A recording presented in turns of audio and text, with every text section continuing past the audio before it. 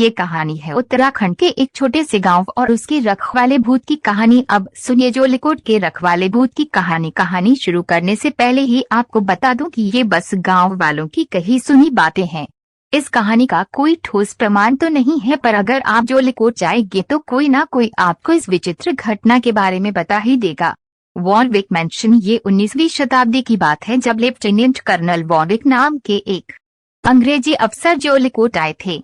उस समय में जोलीकोट एक छोटा सा गांव था, जहां पर नैनीताल जाते हुए अंग्रेजी अफसर और उनके घोड़े कुछ देर सुस्ताते थे। यहां पर रुके वॉरविक साहब को एक स्थानीय लड़की से प्यार हो गया और कर्नल साहब यहीं है के होकर रह गए।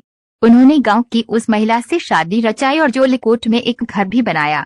शादी के कुछ सालों बाद वॉरविक साहब की पत्नी का देहांत हो गया और 20 कमरों के इस घर में वो अकेले रहने लगे। ना नौकरों को अंदर आने की इजाजत थी और गांव वाले अगर पास से भी गुजरते तो उनको धुतकार कर भगा दिया जाता। इस दौरान गांव वालों ने यहाँ हो रही अजीबोगरीब गतिविधियों पर ध्यान दिया। हर रात अंधेरा होते ही उनको एक औरत दिखा करने लगी, जो कि घोड़े पर सवार होकर गांव भर में घूमती थी।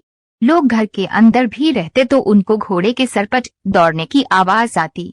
थोड़ी छानबीन के बाद पता चला कि वो वॉरविक साहब ही थे, जो अपनी मृत पत्नी के कपड़े और गहने पहनकर रोज घोड़े पर सवार गांव की चक्कर काटते। क्योंकि गांव वालों को इस अंग्रेज अफसर से हमदर्दी थी, इसलिए उन्होंने कर्नल वॉरविक को कभी नहीं रोका।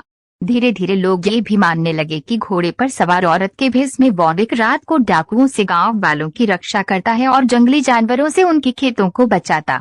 इस घटना के सालों बाद आज भी रातों को जोलीकोट में घोड़े की हिनहिनाने और सरपट दौड़ने की आवाजें आती हैं।